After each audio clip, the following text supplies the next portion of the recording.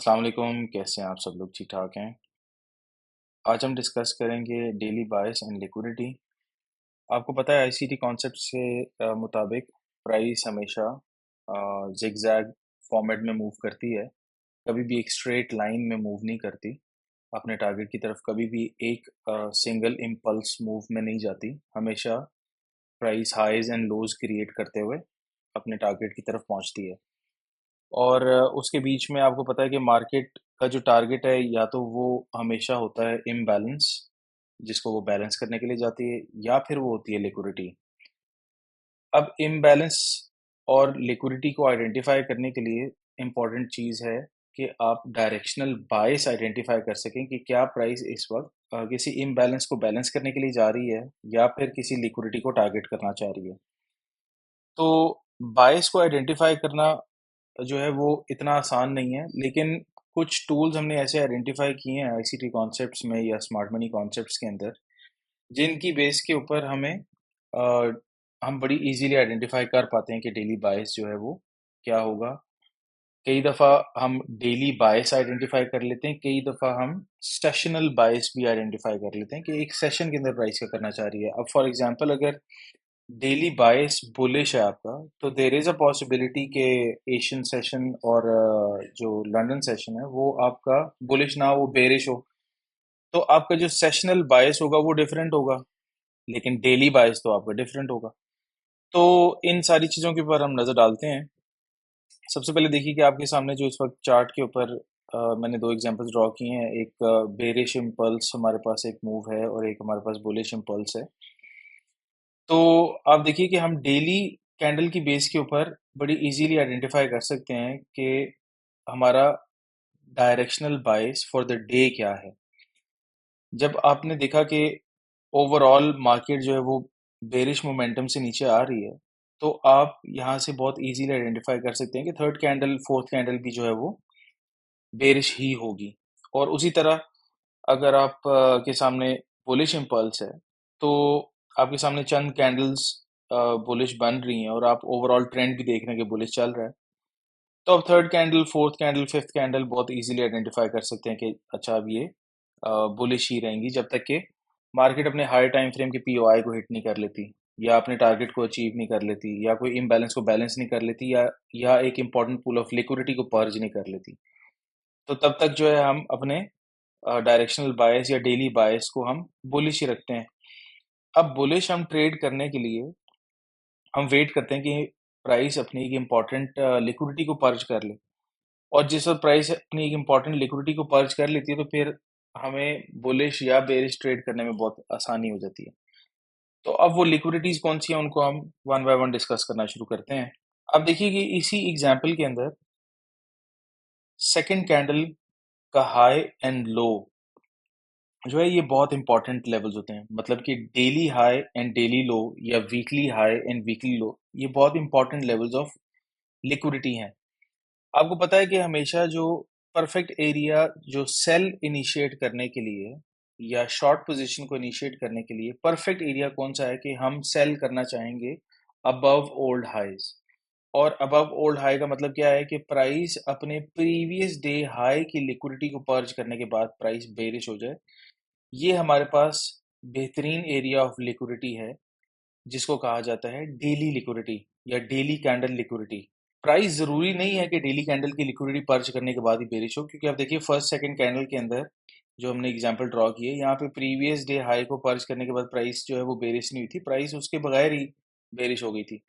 लेकिन जिस वक्त प्राइस प्रीवियस डे हाई को ब्रेक कर दे या पर्ज कर दे या उससे ऊपर ट्रेड होना शुरू हो जाए, तो ये हमारे पास एक बहुत अच्छी अपॉर्चुनिटी होती है to initiate a sell position.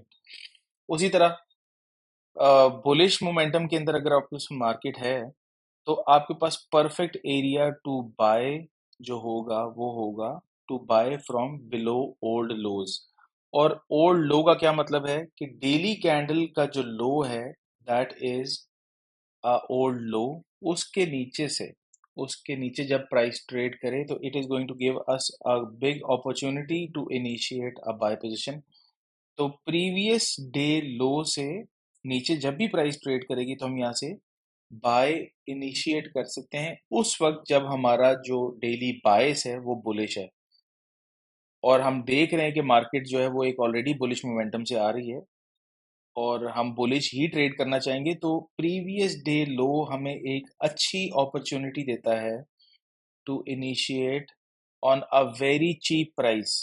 Live chart के ऊपर हम एग्जांपल देख लेते हैं। हमें पता है कि गोल्ड की जो प्राइस है वो already is extremely bullish. Weekly candle के ऊपर अगर आप देखें, अब देखिए कि प्राइस ने प्रीवियस वीक लो से नीचे ट्रेड किया, ट्रेड करने के बाद प्राइस जो थी वो बुलिश हो गई।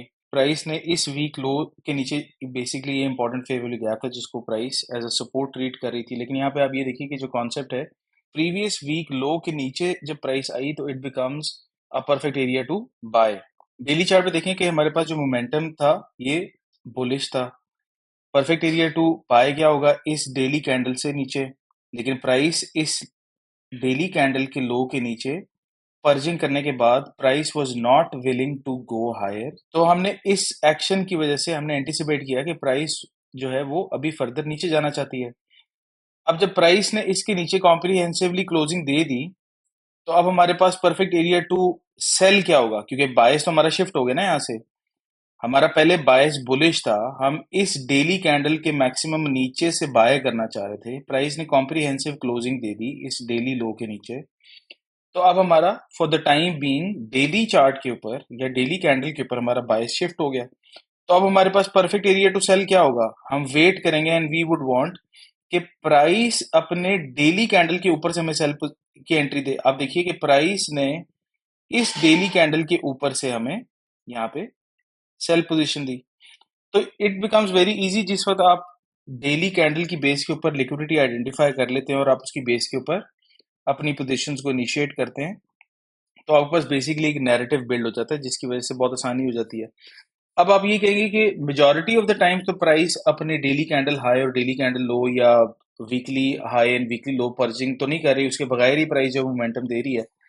तो यहाँ पे ऐसी कौन सी लिक्विडिटी पर्जिंग हो रही है, तो आए उस पर नजर डालते हैं। डेली कैंडल लिक्विडिटी या वीकली कैंडल लिक्विडिटी के बाद जो सबसे इंपॉर्टेंट चीज है वो है सेशंस लिक्विडिटी। और सेशन से क्या मुराद है, आपको पता है कि हमने अपने इनिशियल लेक्चर्स के अंदर डिस्कस किया था कि एक दिन के अंदर हमारे पास तीन मेजर सेशंस होते हैं। First is the Asian session, second is London session and third is New York session.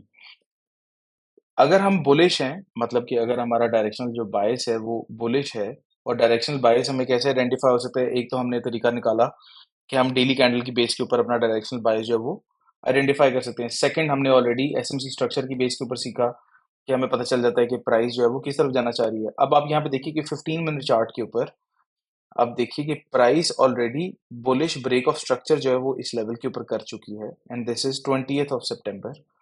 अब 20th ऑफ सितंबर को अगर प्राइस हमारे पास ऑलरेडी बुलिश है, हमें एसएमसी स्ट्रक्चर से हमने आइडेंटिफाई कर लिया है, तो अब हमारे पास परफेक्ट एरिया टू बाय क्या होगा, या तो ये होगा कि हम इस डेली कैंडल जो 15 मिनट के ऊपर हमारे पास जो स्ट्रक्चर आ रहा है, ये तो सिर्फ न्यूयॉर्क सेशन हमें दिखाई दे रहा है ना, इसके अलावा हमारे पास लंदन है, उसके बाद प्रीवियस एशिया भी है, या तो हम प्रीवियस डे लो से नीचे बाय करने की कोशिश करें, और अगर हमें ऐसा आइडेंटिफाई हो जाए कि प्राइस जो है इतना रिट्रेस नहीं होना चाहती है, तो फिर हम क्या करेंगे कि हम किसी भी सेशन की लिक्विडिटी की पर्जिंग का वेट करेंगे।